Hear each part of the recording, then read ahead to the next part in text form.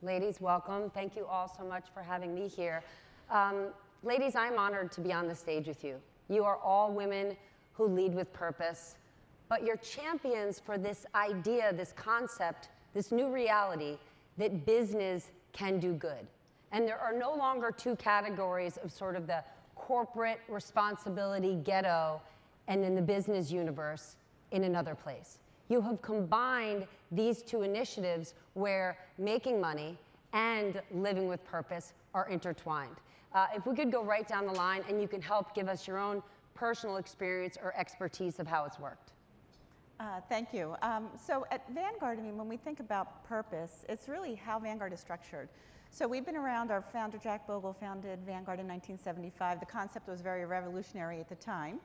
Vanguard is owned by the funds who in turn are owned by the investors. So we're client owned. We're the only mutually mutual fund company out there. We were and we still are. What that means is we don't have conflicting loyalties in terms of how we operate. So it is our obligation, it's our honor to put our clients' best interest in everything that we do. So as we think about investing, these principles, how we service our client, how we introduce new funds, new products, really we think about what are in the best interests of our clients. And for me personally, I've been with Vanguard for most of my career. I get the question a lot, why are you still there? And I firmly believe in what we do. I'm also an investor, as many of us are. We're investing for different goals, whether it's retirement, putting our kids through college. As an employee or a crew member of Vanguard, as we're called, I'm also an owner in the company too, because I'm a shareholder and I invest in the funds, and the funds, we work for the funds. So this is inherent in what we do and our integrity on a daily basis. Hi, I'm Rachel Carlson. I'm the CEO and co-founder of Guild Education. We work with companies who want to offer education as a benefit to their frontline workforce. So companies like Walmart and Disney, Discover Financial, Lowe's, who are all finding a way to help their employees go back to school. And it hits on this panel's purpose so clearly because companies are doing this not only because it's an amazing benefit for their frontline workers, but because it's actually a positive ROI for the company. And at Guild, we think about how do you actually constantly align those incentives. It's core to who we are. We talk a lot about doing well by doing good, and it's part of our mission statement, and we work with companies who want to figure out ways to do the same, and over the last number of years have proven that when companies invest in their frontline workforce, making it more attractive for people to join the company, making it more attractive for people to stay at the company by helping them go back to college, by helping them realize their education dreams, that we can help them advance in their careers, but also help the companies receive that positive investment by having higher retention rates, higher recruitment rates, higher upskilling rates, and a more positive brand as a company in corporate America. So true to what we do and what we're talking about here today, and also true in what we're hoping to help all of the Fortune 2000 do for their employees. Hi, I'm Carrie Cooper. So Rothy's, we make beautiful women's shoes out of recycled plastic water bottles. So they are, from the very beginning, everything we've done is sustainable. So the way we make the shoes, they're 3D knit. So instead of cutting a circle out of a square, we're knitting them to shape, so there's no waste in making them. They're all made from recycled and recyclable materials. And I think the other two things in sustainability that really matter are we control our own supply chain, so we only make to demand, so we don't ever have excess left over. If you look at the apparel industry, the largest source of waste is excess, and it's either markdowns or it's Burberry got caught burning. There's a lot of waste that happens in the system when you're making too far out in advance. And then finally, durability. I think shoes should last a long time, and I think we've all been maybe scorned a little bit with oh, you wear your leather shoes when it's raining and they got stretched out and ruined. Our shoes are machine washable, and sort of at our core, everything we want to do is sustainable, and it's not only in the shoes we make, but it's also in the way we run our business. We've been profitable since inception. I only want to grow at a pace that seems like the right pace for us to grow, where since we own everything, it's sort of how do you bring all the dimmer switches up at about the same time, which is always a challenge. And fundamentally, we're serving a woman who I think all of us are, which is she doesn't want to have to make a trade-off between looking put together in the boardroom to the soccer field. She doesn't have to make trade-offs of wearing uncomfortable shoes that I think all of us have also gotten used to. And thinking about how do I look put together all day? And we love this woman. She's more the doer than she is probably the person in front of the camera. She's the teacher, she's the nurse, she's the person behind the camera that we love, and it's really fun. I think that's what a lot of us are, and what a lot of us should value in building our company. I need machine washable shoes for my kids. We make kids. Yeah. Oh, we got it. We got you covered. Yeah, I need your card. Thank you for having us, all of us here. My life's work is advancing women and girls. That's pretty much why I'm on the planet. That's my purpose. Right now, I feel really lucky that I get to execute that purpose as founder and CEO of The Crew. We're called The Crew because every woman needs a crew. And the way that it works is that women apply to become a member, and our algorithm matches them with 9 other women in their city. Those 10 women become a crew, and they collaborate to meet their life goals together, both digitally and in person. And you can apply now at findyourcrew.com if you need a crew. At The Crew, we don't really see a difference between the bottom line and creating social impact. The organizing principle of The Crew are what we call intentions or goals. You upload those into our portal, and there are actions against them. The women who are the most engaged, who are the most satisfied with their crew experience, and who have a higher likelihood of renewing, which is a $4.99 membership fee, are the same ones who are making progress on their intentions. So in order for The Crew to make money, to be profitable, we have to actually be helping people to move their lives forward. So we see social impact and we see the bottom line as one and the same thing. And I think that the fact that there are a lot of women who are committed to and want to have purpose and meaning in their lives is part of the reason why The Crew is not the only venture that's launched that's doing really well, that's centered around building community and supporting other women, whether it's Landit or The Wing or other organizations. So I'm really excited, and I think it's part of a trend. What do we do about fatigue? So there's a lot of talk, a really important talk about diversity and inclusion, about social impact, about sustainability. So much so that when you're not at a conference with stakeholders, when you're actually in a corporate environment, when the door is closed, you often hear people say, I'm sick of talking about that. I'm over it. And one of the problems is all of these conversations that we're having and the progress that we're making isn't matched in terms of results, right? If you turn on certain media, if you are in certain boardrooms, you would think, my God, we talk about diversity and inclusion so much, women are running the world. And the truth is, we haven't even scratched the surface. How do you deal with this mismatch that there is under the surface, not only a fatigue, but kind of an unspoken pushback? Well, that's a good question. I think there's a couple ways to maybe think about that. One is I would start at the local level, right? So we in this room probably all have different levels of impact and leadership, and how we build our teams and how we think about diversity and inclusion is one actionable takeaway, I think, for all of us.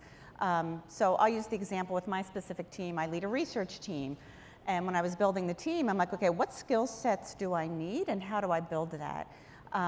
Because I think we, either at the local level or as broader at the firm, get the most diverse, the best product, the best services if we have different disciplines, different skill sets at the table. So I have a mechanical engineer, I have a PhD economist, I have 2 individuals that were financial planners and did product development.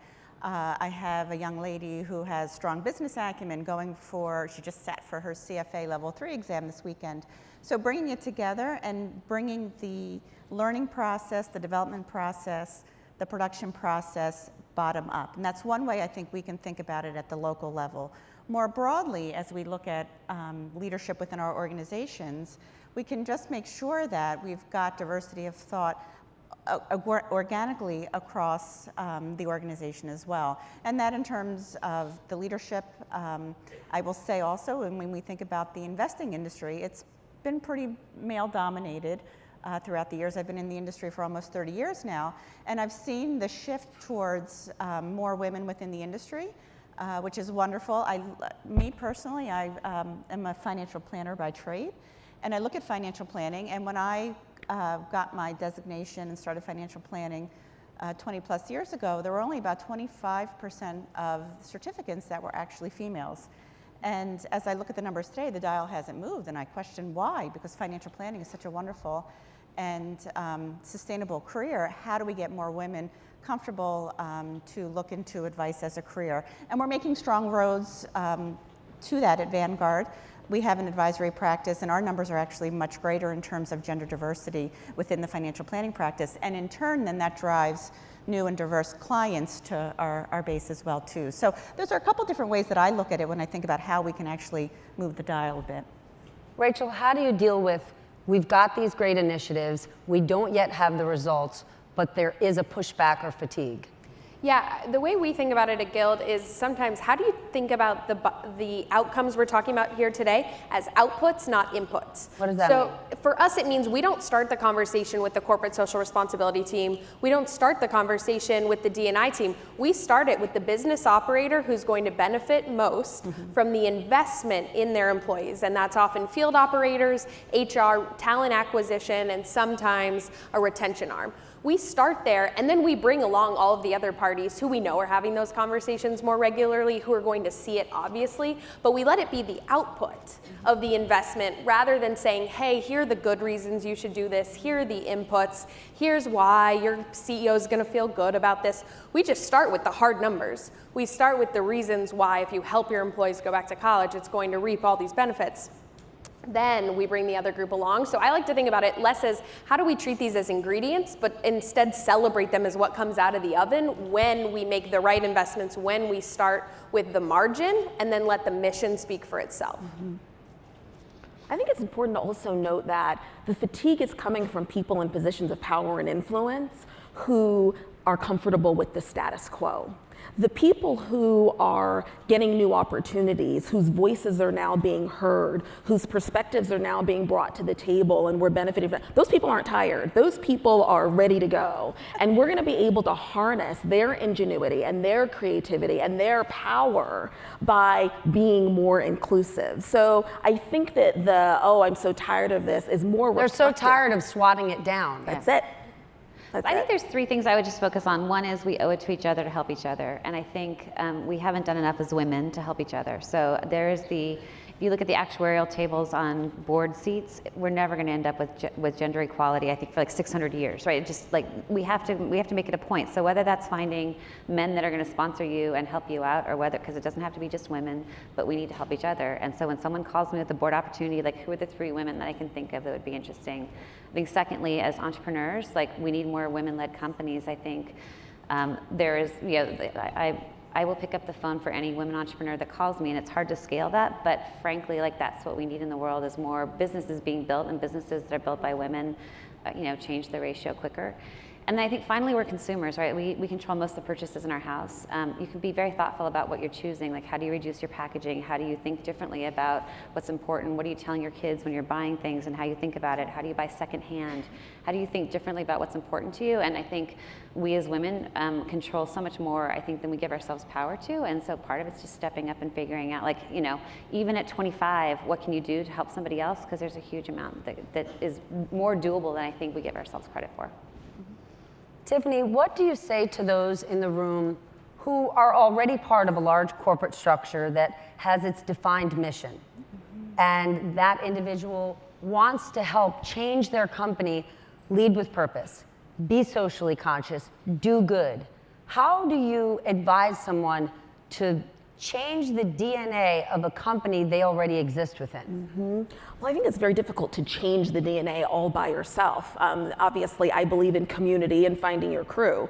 First, I think case studies are great. So using examples of other enterprises, other companies who you see are doing great work in the world, and bringing those examples into your organization are very important. You see what they're doing, you see the impact that it had on them and their bottom line. I think that this is something that we need to be moving toward. I think secondly, really figuring out who the stakeholders are within your organization. Not that just have a very traditional position of power and influence, but also that have political power and influence. The people who other people, even if they don't have the title, listen to and are moved by. People who can give you access to rooms so that you can socialize those ideas and you can help to move them forward. And then obviously you being infused with purpose yourself. Obviously you can't change the DNA of any kind of organization without you living your purpose. And so I think coming into a room with people understanding where you stand is really important in helping them to believe you, to trust you, to believe that you're authentic. And so having a rationale for why you think that we should move forward that's rooted in what you care about, what's meaningful to you, so that people take you seriously, I think is also really important.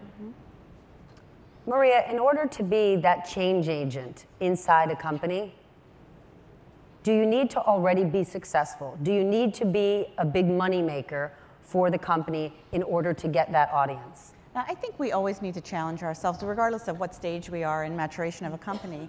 Because when I think about Vanguard, right, so we've been around for a long time, but we always have to challenge ourselves in terms of how do we service our clients? How can we become more efficient? How can we become better at serving our clients' needs? And this can have various examples. It can be in terms of how we offer new funds or services, but then also how we operate with our clients in terms of harvesting the power of technology to be able to become more efficient and to deliver services to a broader set of clients. So I think it's just, depending upon what stage you're in, the questions might be different.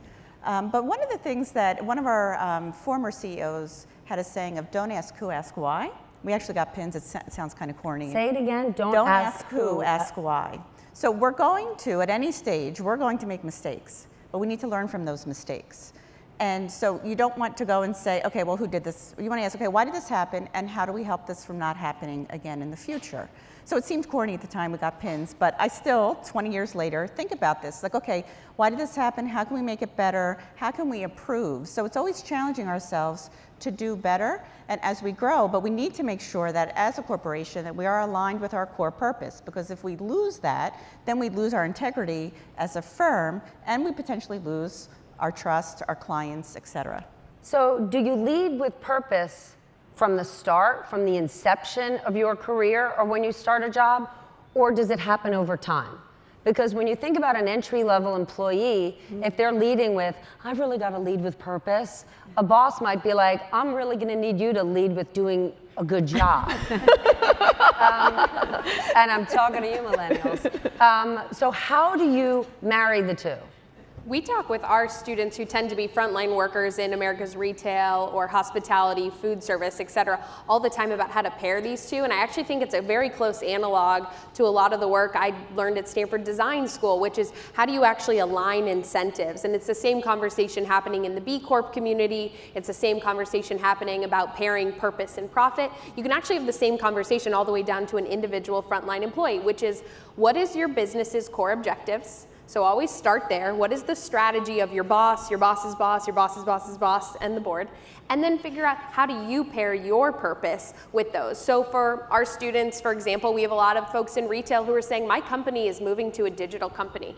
We might be retail today, but we're going to be an e-commerce company 10 years from now. So I know I want to move into the middle class. Well, what's the path to that? It's learning how to do digital analytics, or learning how to code, or learning Python. And so we're talking to our students about it in the exact same way, and it mirrors the exact conversation we're having with the chief HR officer behind the closed door about what happens when you don't have as many cashier jobs, but all you have are data analytics and roles that work with the automation technology. So I actually think you can mirror them. I think it's a great question because a lot of people, especially early in their careers, feel a lot of pressure to find their purpose, or just in general, there's obviously a theme around this. And sometimes it's just doing the great work and being excellent and showing up every day and delivering that is part of the process of figuring out what your purpose might be. And so I think it would behoove us to take some of the pressure off, to know that the who in some ways could be important in the sense of who you're working for and whether or not that's a person who is going to invest in you and help to show you the way. I think it's really important that we maybe drop the ball a little bit on the pressure to feel the purpose and know that by your work ethic, by being the kind of person who, when doors are open for you, you run through those doors, and by being very strategic about who you surround yourself with, that your purpose can show up for you down the road. I didn't mention it earlier. I highly recommend Tiffany's book, Drop the Ball. It is superb. It's summer. You all need a summer read. Carrie, your take on this? I think, I was an engineer 25 years ago, and I have done every job known to man, and part of it's both finding your purpose in the job that you're doing, and part of it's doing a great job at it. I think don't get good at something you don't enjoy is probably some of the best career advice I ever got. Like I can model like nobody's business, but I don't really want to do that all day long. And I think finding the purpose in the company in which you work really is, like I worked for Walmart for many years and I grew up really poor. And for me, like part of my purpose there was we serve the underserved, right? Like Walmart serves the 80% of America that can't afford, that lives on paycheck to paycheck. And so part of it's also maybe just recasting in your own mind, like why is you're here and what are you doing? And so for me, while I think, it's very easy to pick on Walmart for many things, there's also like a greater purpose of like, I'm helping a mom feed her kids 7 nights a week instead of 5. And so within each of your jobs, it's like, well, why am I here? And like, maybe I'm here because I am a really good modeler and I'm going to do this, it'll be the next job. And maybe it's also like, I want to go explore this or I want to go explore that. And if you do a good job where you are, then you continue to, to find the next thing that really will give you long-term purpose. Mm-hmm. To the pressure many people feel to lead with purpose, what if people feel like they can't afford to? Right. What if they feel like my purpose is to keep this job and pay my rent? That's right. Or I'm a startup and I'd love to have the corporate philanthropic opportunities that big companies have to attract employees, but I'm just trying to be profitable. So how do you manage that at a time when we keep asking the lead with purpose or leave your job if you don't feel a purpose? Like, my purpose is to keep food on the table and send my kids to school. Yeah, I do think you need to be realistic about it. It's much like work-life balance. It's become work-life integration. So you're not going to be able to check all those boxes, I think, at any given point in time. Over time, though, as things shift, then you can maybe align and pivot both, your career you're in and build upon that purpose, I think, as you go along. It may be a little different for me personally because I work at Vanguard and our mission is very clear. So we can live and breathe that, and our structure drives our strategy. But I think if you've got smaller companies or entrepreneurs, that focus is going to be a little bit different, and I think you're going to have to do that incrementally in terms of ebb and flow and get there. But I think you do need to articulate what your purpose is and just make sure that you're aligned with that over time as the company grows.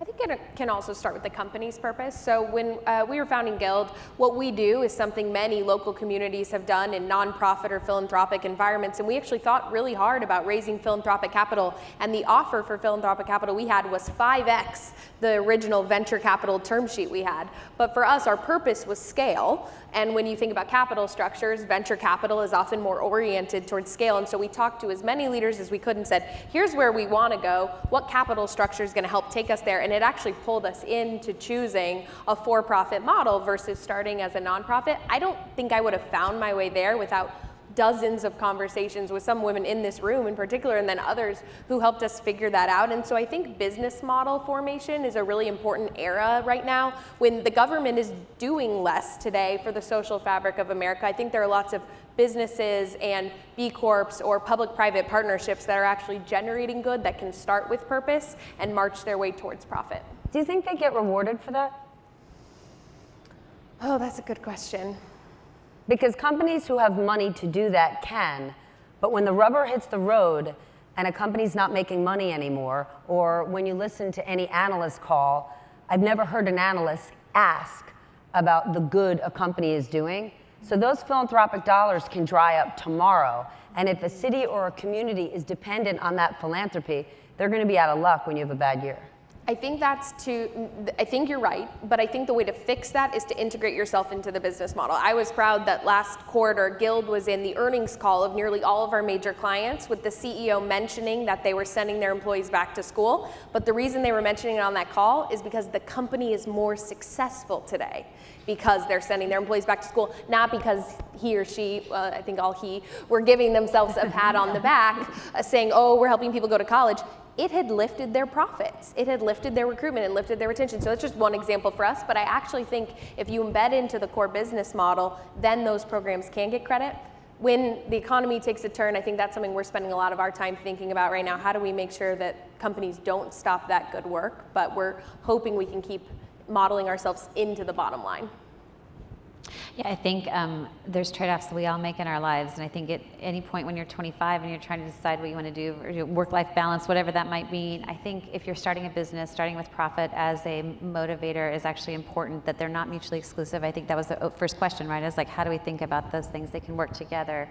And I don't think it, Amazon ran for 20 years on a penny of profit. They lost a lot of money. Like, they've managed to build a lot with, short term. Like, we're gonna try and continue to innovate and grow. And I think the same should be true of like how we each build our own businesses, and recognize, like, at 25, I wasn't ready to go start a business. Wasn't ready to take on, like, I had no money. And so part of it may also be that, like, there's a time in your life where you could take that on, and you have to define what that purpose is, because maybe you're going to a job so you can actually go volunteer at Boys and Girls Club after work, or maybe you're taking a job so that you can go figure out how to organize in your community. Like, I don't think that if you think about your purpose, it has to either be tied only to your vocation, or that your vocation needs to define who you are as a person. Mm-hmm. Purpose is my coping mechanism. I'm not quite sure how I would be able to endure the grind of entrepreneurship, the sleep, like at 2 a.m. when I'm like, WTF, why did I decide to do this? Like, purpose is the only thing that really keeps me going, whether that's the decision that I've made to advance women and girls, whether it's a sense of purpose around my responsibility to all the people who have invested in me, including you, Stephanie, and really feeling like, the rest of the world deserves a return on the investment that all of my mentors and sponsors have made in me. I'm imbued with the sense of purpose because it gets me through the hard part. To that exact point, when you live your values professionally, and you live with purpose, when you do face challenges in your career, can you say all of those people who experience the benefit of you living and working with purpose, did they come to your side? Do you remember the conversation that you had with me many years ago?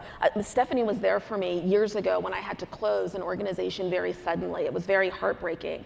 And one of the pieces of advice that Stephanie gave to me, she said, Tiffany, this isn't the end of the world. She said, one of the things that you're about to learn is who your friends really are, when you go through adversity, when you go through uncertainty.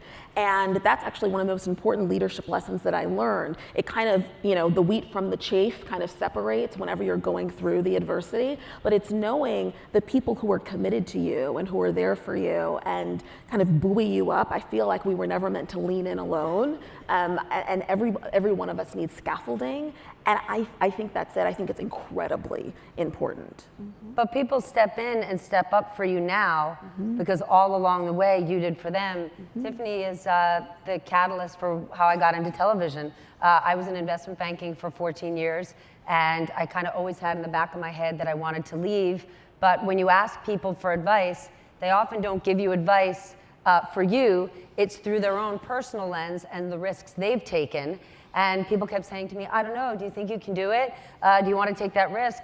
And Tiffany said, you absolutely should do it. And in fact, she said, when you compare very successful men to very successful women, men just help one another. If you compare the 50 most successful black men in the United States to the 50 most successful women, they have a real crew. They're focused on those 49 other men, getting them board seats, media deals, book deals.